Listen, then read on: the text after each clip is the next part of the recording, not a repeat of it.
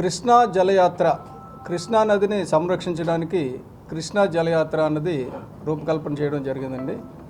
దాన్ని బేసిక్ ఏమంటే ఆ కృష్ణా జలయాత్ర అన్నది కృష్ణా నది పుట్టిన దగ్గర నుంచి దాని ఉపనదులన్నింటినీ కలుపుకొని, అంటే 4 రాష్ట్రాల్లో అది అది మహాబలేశ్వర్లో పుట్టి కర్ణాటక మీదుగా, అంటే మహారాష్ట్ర, కర్ణాటక, తెలంగాణ, ఆంధ్రప్రదేశ్లో హంసల దీవి దగ్గర సముద్రంలో కలుస్తుంది.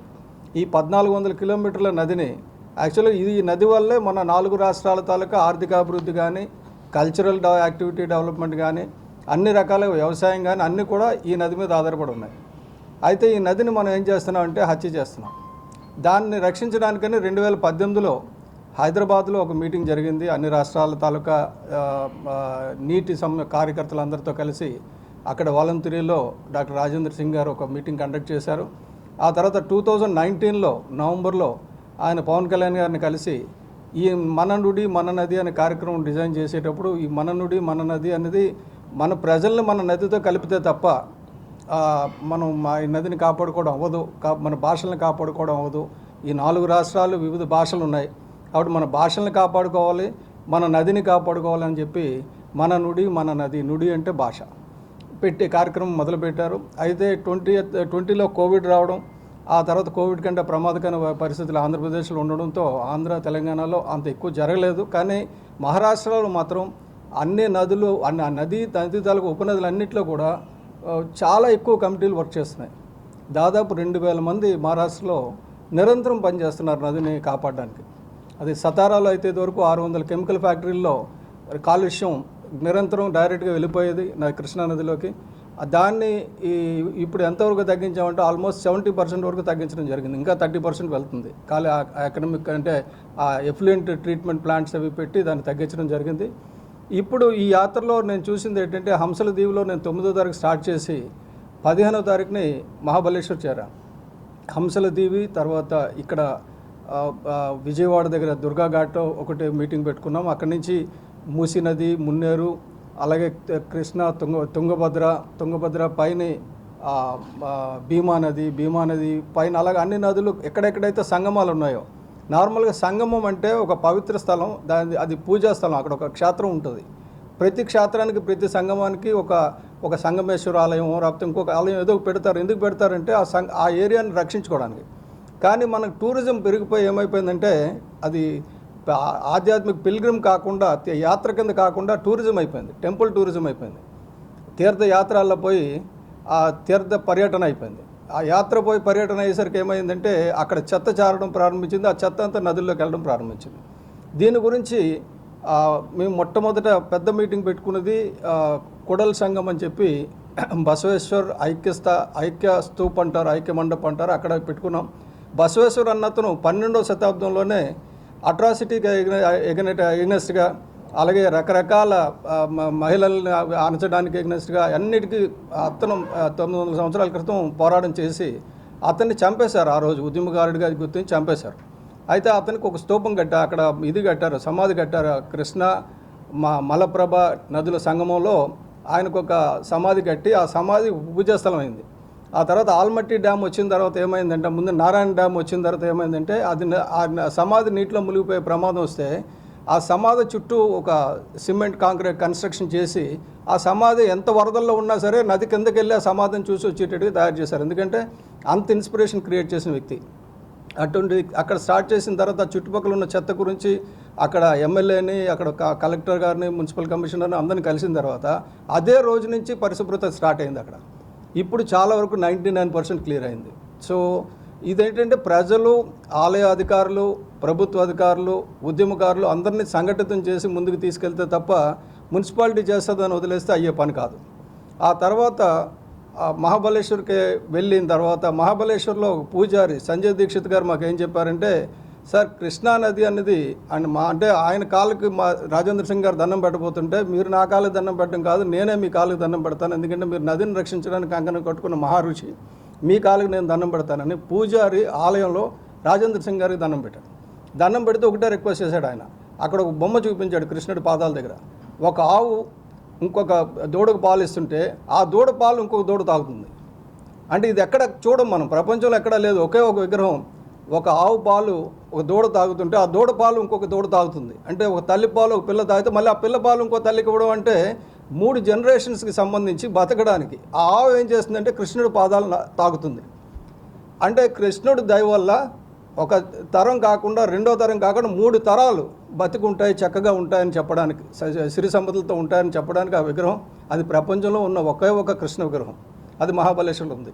ఆయన రిక్వెస్ట్ చేసింది ఏంటంటే పారేదాన్నే నది అంటారు, మీరు ఆనకట్టలు కలిసి ఇది కట్టేసి దాన్ని పారకుండా చేస్తే దాన్ని నది అని అనరు. కాబట్టి దయచేసి నదిని పారేటట్టుగా చేయండి, కొంత భాగమైనా పారాలి, అది పారేటట్టుగా చేయండి. అటువంటిది మహాబలేశ్వరంలో ఉన్న అతను చుట్టుపక్కల ఎక్కడ సముద్రం లేదు. ఆయన చెప్పాడు సాగరంలో కలగకపోతే నదికి మోక్షం లేదు. ఎందుకు చెప్తారంటే సాగరంలో కలగకపోతే నదికి మోక్షం లేదని. సాగరంలో ఉన్న తీర ప్రాంతంలో ఉన్న బయోడైవర్సిటీకి ఈ ఫ్రెష్ వాటర్ కావాలి. సముద్రం ఏం చేస్తుందంటే చాలామంది చెప్తుంటారు, చాలామంది ముఖ్యమంత్రులు కూడా చెప్తుంటారు సముద్రంలో వృధాగా పోతుందని. సముద్రంలో వృధాగా పోవడం లేదండి. చెట్లు కాదు ఆక్సిజన్ ఇచ్చేది, చెట్లు మాత్రమే కాదు, చెట్ల కంటే ఎక్కువ ఆక్సిజన్ ఇచ్చేది సముద్రం. సముద్రం నుంచి ఆక్సిజన్ రావాలంటే ఆ తీర ప్రాంతాల్లో ఉన్న బయోడైవర్సిటీ బతికుండాలి. తీర ప్రాంతాల్లో ఉన్న బయోడైవర్సిటీ బతుకుంటే అది సముద్రం ఆక్సిజన్ ఇచ్చి కార్బన్ డైఆక్సైడ్ తీసుకొని ఆక్సిజన్ ఇస్తుంది, సముద్రం ఇస్తుంది. దాన్ని మనం వదిలేస్తున్నాం, పూర్తిగా నష్టపరుస్తున్నాం. కాబట్టి అతను ఇంకొక రిక్వెస్ట్ ఏం చేశారంటే ఆ పూజారి గారు, మీరు వెలగా వెళ్తున్నారు, వచ్చారు కాబట్టి సరైన సమయంలో జ్యేష్ఠ మాసం మొదటి 10 రోజులు నదిని క్లీన్ చేసే కార్యక్రమం మన సనాతన ధర్మం. అది 1000 ఏళ్ళ క్రితం కూడా చేసేవారు, దశహరా అంటారు. ఈ దశహరా అంటే జ్యేష్ఠ మాసంలో మొదటి 10 రోజులు ఆ నది తీర ప్రాంతాలకు వెళ్ళి అక్కడ ఉన్న చెత్తనంతా తీసేస్తారు. ఎందుకంటే తర్వాత వర్షాలు వస్తాయి, 10 రోజుల తర్వాత వర్షాలు వచ్చినప్పుడు ఆ తీర ప్రాంతంలో ఉన్న చెత్త అంతా సముద్రంలోకి వెళ్ళిపోకుండా కాపాడడానికి 1000 సంవత్సరాల క్రితం మనకున్న ధర్మం అది. మనం ఏం చేస్తున్నామంటే దాన్ని పూర్తిగా పక్కన పడేసి మనకు బాటిల్లో వాటర్ వస్తుంది కదా అని నదులను నాశనం చేసుకున్నాం.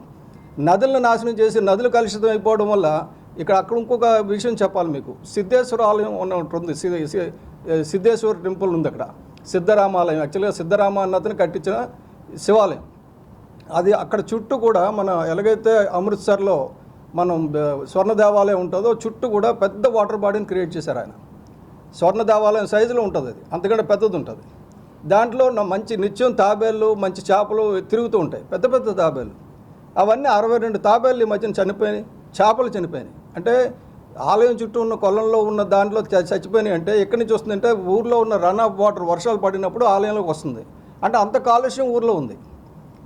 అది అక్కడ తలాపియా ఫిష్ చనిపోయింది, మీకు విజువల్స్ పంపిస్తాను. తలాపియా ఫిష్ చనిపోయింది, తాబేలు చనిపోయినాయి. ఆ చనిపోయిన ఫిష్ని కూడా నీటిలోంచి చేత్తో పైకి తీసి నేను పట్టుకొని రాజేంద్ర సింగ్ గారికి చూపించడం జరిగింది. కాబట్టి మనం నీటిని సంరక్షించుకోకపోతే మనం మన భవిష్యత్తు లేదు, ఇంకా ఫ్యూచర్ ఉండదు. ఎంత డబ్బున్నా కూడా మన జీవనం ఉండదు. కాబట్టి మన జీవనానికి ముఖ్యమైన ఆధారం నీరు. ఆ నీటికి ముఖ్యమైనది కావాలంటే కాలుష్యం రహిత నీరు తప్ప ఇంకేం రాదు. కాబట్టి కాలుష్యాన్ని ఎలాగైనా సరే రక్షించాలనే ఉద్దేశంతో కాలుష్యం నుంచి కృష్ణానదిని, అలాగే ఈ రాష్ట్రంలో ఉన్న 25 నదుల్ని రక్షించే కార్యక్రమం త్వరలో చేపడతాం.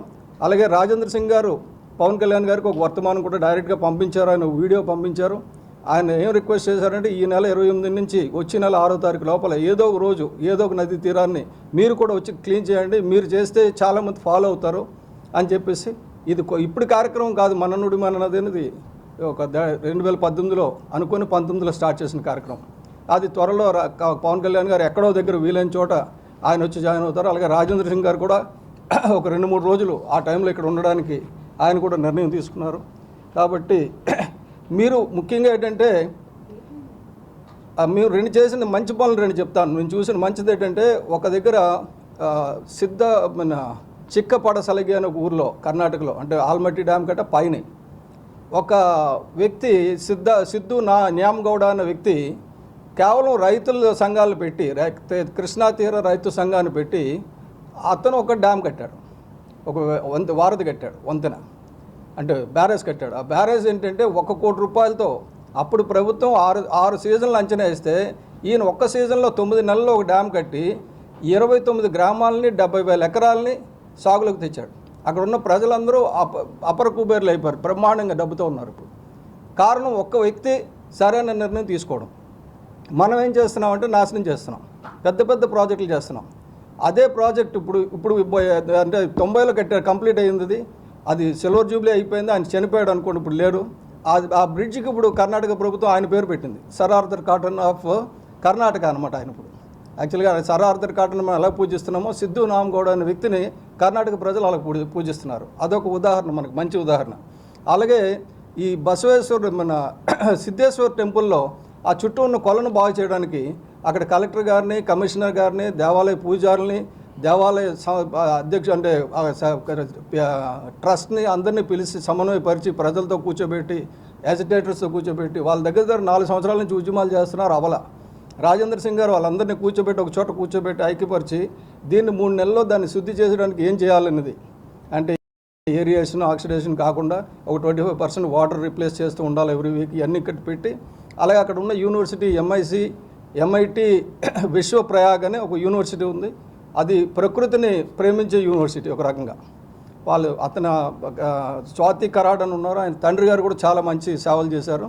ఆవిడ వచ్చి నేను పర్తో రెస్పాన్సిబిలిటీ నేను తీసుకుంటాను ఖర్చులన్నీ అని చెప్పేసి. అలాగే ఇండస్ట్రీ రావాలి, ఎడ్యుకేషనల్ ఇన్స్టిట్యూషన్స్ రావాలి, ప్రభుత్వం రావాలి, ఉద్యమకారులు రావాలి, ప్రజలు రావాలి. ప్రభుత్వానికి సంబంధం లేకుండా మనం అభివృద్ధి చేసి చూపించవచ్చు. కాబట్టి ప్రతిదీ ఈ ప్రభుత్వం చేయలేదని ఆ ప్రభుత్వం చేయలేదని ఈ ప్రభుత్వం నిందించకుండా సమాజాన్ని చైతన్యపరిచే చేస్తే అప్పుడు ఇసుక మాఫీ ఆగుతుంది. ఈ కార్యక్రమం ప్రారంభంలో మండల బుద్ధప్రసాద్ గారు మాకు హంసల దీవులో కలిసినప్పుడు ఏం చెప్పారంటే, ఇసుక దోపిడీ అవుతుంది, విపరీతమైన ఇసుక దోపిడీ వల్ల నది తాలూకా గమనం మారిపోయి కొన్ని ఊర్లు కొట్టుకుపోతున్నాయి. నెక్స్ట్ ఇసుక తగ్గిపోవడం వల్ల సముద్రం నీరు నగరంలోకి వచ్చేసింది, అంటే ఊర్లోకి వచ్చేసింది. ఇప్పుడు సముద్ర నీరు దాదాపు 50 కిలోమీటర్లు మంచి పంట పొలాలు నాశనం అయిపోయినాయి. ఇదివరకు బంగారం లాంటి నీరు, అమృతం లాంటి నీరు వచ్చేది, ఇప్పుడు అక్కడ ఉప్పు నీరు వస్తుంది. దీని గురించి ఇదివరకు ఉద్యమాలు కూడా చేశాం. సత్య గారు మంచి పని చేశారు, రాజేంద్ర సింగ్ గారు మీరు మన నదిని ముందుకు తీసుకెళ్దాం అని చెప్పేసి ఆయన ప్రారంభిస్తూ ఆయన చెప్పడం జరిగింది. అలాగే మిత్రులు అనుమోల్ గాంధీ గారు రైట్ బిగినింగ్ నుంచి కూడా ఇదివరకు కూడా కృష్ణానది యాత్ర 2018లో చేసినప్పుడు యాత్ర ప్రారంభం నుంచి ఆఖరి వరకు ఉన్నారు.